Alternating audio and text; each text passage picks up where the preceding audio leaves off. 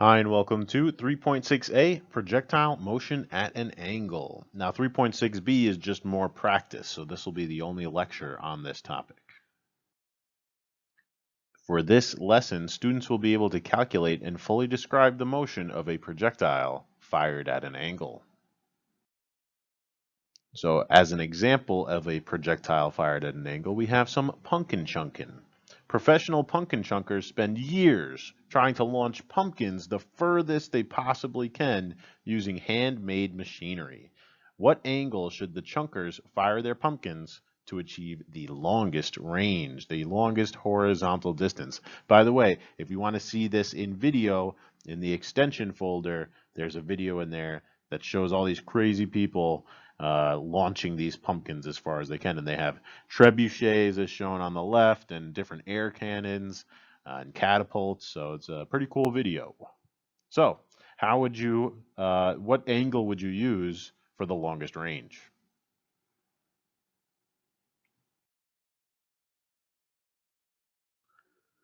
So we're looking for the longest range, the longest horizontal distance.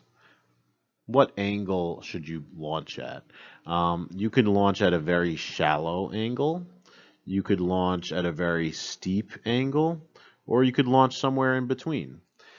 What are the benefits of a shallow angle like this?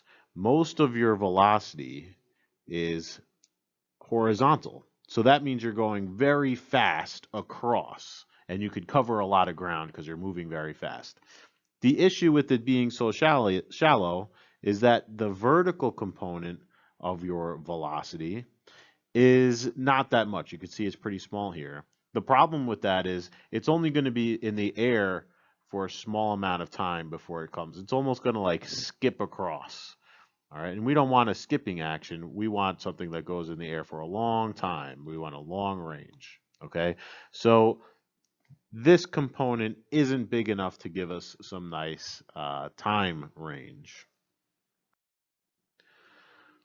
So you could say, oh, okay, you want a long time? I'll give you a long time. I'll make the y component super large. So the same, trying to make this vector the same size.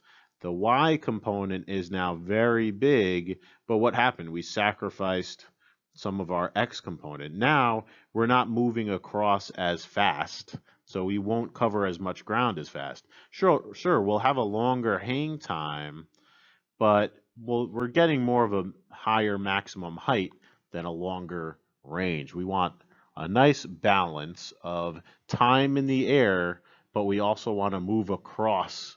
And so, what would be the balance between those two? If we wanted this component to be equal in size to this, which angle would that be? You probably already know. We're looking for a nice 45-degree angle. That's even a little shallow. 45-degree angle.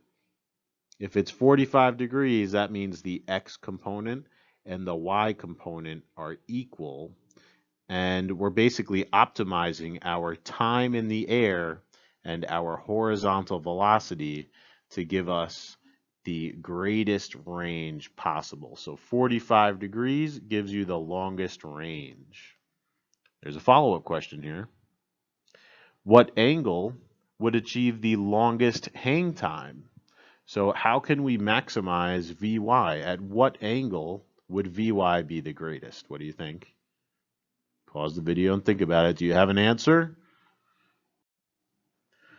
If they launched that pumpkin straight up in the air at an angle of 90 degrees, then you would have the longest hang time. Not only the longest hang time, but that pumpkin would get the greatest maximum height possible at 90 degrees. Okay, it would actually come straight back down and it would hit them. So that's not good. That's not what the pumpkin chunkers are looking for. But if they were looking for the tallest, the highest maximum height or the longest hang time, 90-degree would be their bet. But they're typically aiming for a 45-degree angle, 45 degrees to get the longest range. So here are some different launching angles. This one's 75. You could see this one has the highest maximum height out of all those, but it kind of like meets over here. It doesn't make you go very far. It's actually the same range as a 15-degree angle, and you can see the comparison here. This is a 60-degree launch angle, which is the same range as a 30-degree launch angle, and the maximum range is given by 45 degrees. Now this graph is pretty simplistic. Let's look at a cooler one. Whoa, check this thing out. You could pause the video and analyze it on your own. The thing that sticks out to me are these nice colors over here. Show not only so this doesn't even show just the displacement, X and Y displacement, it shows the time. So if you want the longest hang time, you're looking for light blue and gray, which is over here. So this is the 90-degree launch. Its range is 0 meters. It has the highest maximum height out of all of these. And it also has the greatest time out of all these. But like I said, the range is 0. So which one has the greatest range? Ooh, that's even bigger. 45 degrees. This one here gives you oh, I was tracing the wrong one. See, the arrow is pointing to this one here. Whoa, look at that long range right there. But it's not in the time, it's not in the air for as long as the other ones. You could see longer hang time over there and longer hang time even over here. And then this is showing that you're only in the air. Yeah, you're moving super fast across if you have a 15-degree launch angle. You're going very fast across, but you're only in the air for a short amount of time. So even though you're moving fast in the X direction, since you're in the air for such a short amount of time, you don't have a chance to go very far before you hit the ground. So 45 degrees gives you optimal horizontal velocity and vertical velocity. And then this graph is just showing, typically for the problems that we do, we're going to do calculations where there's no air resistance and we don't have to worry about that. But if there is air resistance, and this is more of a conceptual type question, we won't have to calculate the air resistance. That's an AP thing. But you should know that if there is air resistance, then your projectile's not going to go as high because the air resistance opposes motion. So if the projectile's going this way, the air resistance is moving against that. This is air. So it's going to slow you down, and you're not going to reach as high of a maximum height. And it's also slowing you down in the horizontal direction, and you're not going to go as far. Okay? So that's the basics with air resistance. So those are some background concepts that you should be familiar with the projectile motion at an angle, but what does it look like when we're actually doing the calculations, and how do we fill in that X, Y, T chart like we did for horizontal projectile motion? Let's take a look at a football being thrown by Aaron Rodgers. A football is thrown by a quarterback with an initial velocity of 15 meters per second at an angle of 45 degrees with the horizontal. And then this is a very scaffolded question. All right. Part A and B isn't always going to be there for you. It's telling you find the vertical component of the initial velocity and the horizontal component of the initial velocity. And then we'll use those two things to find the maximum height and the hang time and the range. But they don't have to ask you this. These are really helping you do these down here. So let's get started here.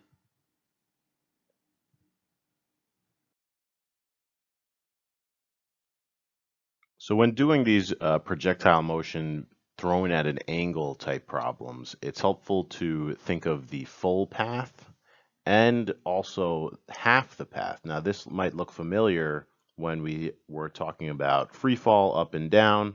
Do you want to look at the first half or the second half, or do you want to look at the full flight? And you can look at the part C, D, and E. For part C, would you look at a half or would you look at the full thing? If we're talking about the maximum height, we definitely need to find this distance here, so we would use a half. And then for the hang time, I would probably try to use the full, because that's the full time it's in the air. But remember, you could also find half the time and then just multiply it by 2. And then for the range, same situation. The range is the whole distance in the x direction, but you could also use the half and then just multiply the displacement by 2. So that's a quick overview of the strategy. If you think you can handle it right now, try it on your own and then watch the rest of this video. So you could pause the video and see what you could do. So I like to draw a diagram first. I'll always draw a diagram first for these. And that's the projectile. And this is the initial velocity. VI is equal to 15 meters per second. And that's at an angle of 45 degrees. This is for the full path. I'm going to actually do something like this here so that I have an area for my diagram and then an area for the X, Y, T-chart. So for the half, or you could think of like the first segment because it might be asymmetrical in the future, but for now it comes back to the same height. So it's going to start the same way. VI is still 15. And it's a 45-degree angle. The difference is we're changing how we're analyzing this, and we're just looking at this first half. So that tells us that VF is equal to 0 meters per second, and then this is in the y direction. Remember, the y direction is kind of like the free fall where it's being thrown up and then straight back down. What's happening in the x direction? If we just look at this first half, we could call this VFX. VFX is equal to the x component of your initial velocity here and here. All right, so the x direction, the x component of the velocity stays constant, and you have the initial velocity is being projected upward, and then that velocity in the y direction slows down to 0 due to gravity. So that's the overall situation there. Let's start filling in our x, y charts. We'll do one at a time just to make it a little bit easier. Okay, so the first thing we could always plug in is negative 9.8 meters per second squared. Even on the half, we could definitely do that. Now, this initial velocity, all right, where would I put that? Would I put that in Vx, Vi, Vf? No, neither. What I have to do is the same thing we did in the do now. We actually have to break this velocity, Vi is equal to 15. I'm just drawing it bigger so I could show you. Part of that initial velocity is moving across, Vix, and part of that initial velocity is moving up, Viy. So we could, and then this is the angle, so 45 degrees. This is just some basic trig stuff. So Vix is equal to Vi cosine theta. So Vix, the x component of the initial velocity is 10.6 meters per second. So we could write that over here, 10.6 meters per second. Viy is opposite that angle, so it's Vi sine theta, which, as you probably could have predicted, is the same exact thing because we're talking about a 45-degree angle. They're only the same if it's a 45-degree angle. So like this is 10.6 meters per second. It's going across at 10.6, and it starts going up at 10.6 meters per second. But that vertical velocity changes. So this is 10.6 meters per second. And then it slows down to 0 at the top, and then it speeds up again in the negative direction, remember? So do we know VFY? Now we're plugging in some other stuff that maybe you didn't think of at first. We actually do know VFY for the full. It's just negative 10.6 meters per second. Same as the free fall up and down, it's because it's symmetrical. It comes to the same height. And speaking of coming back to the same height, we didn't displace we didn't have a vertical displacement. We didn't start here and then end up over here and go, okay, we were displaced upward. No, that didn't happen. You came back to the same height.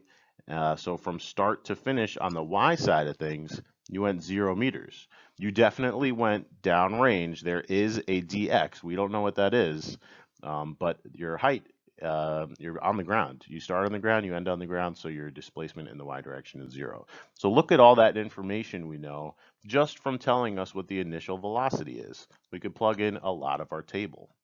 All right, and then I think I said it before, but this initial velocity here is the same exact initial velocity when you're talking about just the first half, because it happened in the first half. So all of this is the same for our next XY table, which will just be for the half. So the horizontal velocity is 10.6 the entire time. The initial velocity in the y direction we said was 10.6 meters per second, and then it slows down. Again, we're looking at only the first half. In the y direction, it's slowing down because of gravity, and it slows down to 0 meters per second.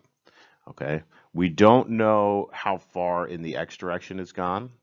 And we don't know what the maximum height is, so we can't fill in those displacements yet, and we don't know the time. So we know a little bit less in the half right now. We know a little bit more in the full, but in both situations, we have enough information to find all the other stuff. So this is a little bit extra. You don't have to do this full setup every single time. I like to show it this way because it's a good base if you're not sure what to do. But if you see, oh, it's asking for the maximum height, let me skip the full thing because I know if they're asking for the maximum height, I'm looking for dy for the half situation. So if you don't feel like doing the full, you might be able to get away with just doing the half. It depends on the situation. All the different situations can be different. Again, I just like to show you the process for setting it up that will help you with the majority of these problems. So let's get into it. We already did part A and B, so part C says what is the maximum height? That is in the first half. This is d max in the y direction. So we're looking for this. And look at that. On the y side of things, we have 3 pieces of information, so that's enough. We're looking for the equation without t, which is this one. You substitute in. Oh, and don't forget your subscripts. And then you solve. dy becomes 5.7 meters. And with all of these, you might get a slightly different answer. I'm not sure because I'm not using this rounded 10.6. In my calculator, I'm actually using the, we found the component. This would be 15 cosine 45. So I just use that in my calculator. I squared it, right? That whole big decimal, and then I divided by 19.6. So if your answers are ever a little bit off, it's probably because you didn't use the full decimal in your calculator, or maybe you did and I forgot to. But if it's only off by a little bit, that's totally fine, and I'm not going to take off points on a test. So let's fill in. This becomes 5.7 meters. That's how high the ball goes in the y direction. And let's do part D. It says, what is the hang time of the ball? So you could do one of two things. You could look at the full and find the full time because that's really what they're asking for. Or like I said, you could find the time it takes to get halfway there and then just double it. But you have to remember to double it at the end. So if I was looking at the full, we have 4 pieces of information, and that's a lot. So you could use a number of different equations. Let's pretend like we forgot that dy would be 0, because I feel like that's kind of the trickiest one. And let's use VF, VI, A, and T, which is this equation. You substitute in. And then when you solve, you get T is equal to 2.16. Remember, you're subtracting 10.6 from both sides, so this becomes negative 10.6 minus 10.6. So you're almost doubling it.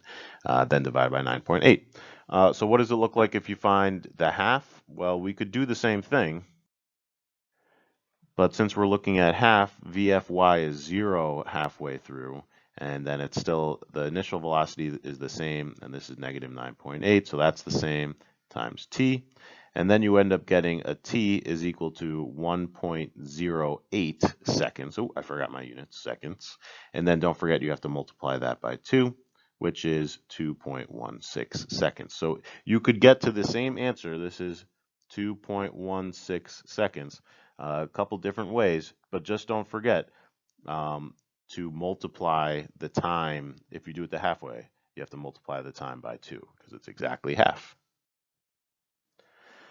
Now that we know the time, we should be able to find the displacement because on the x side of things, you only need these 2 pieces of information. If you have 2 pieces, then you could do everything else because for the x side of things, as long as you're not accelerating in the x direction, then you could use v is equal to d over t.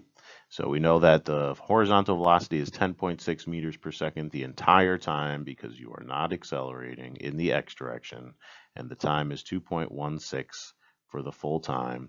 I don't know why I'm writing my units in. So you just take your nice long decimal and you multiply it by your other nice long decimal, and you get 22.959. We'll call that 23. 23.0 meters. Okay. Yeah. And if you did it halfway through, it would look like this. You just use your smaller time because it's only the time to get halfway there. So we're finding, we're finding this dx right here. So we have to multiply that by 2. We'll get 11.5 when you round it times 2 is equal to your 23 meters because they're asking for the whole range, not what is the range halfway through. All right, so I said this before, but I'm really being thorough and going through all of these steps so that you have a base for how to do the rest of the problems.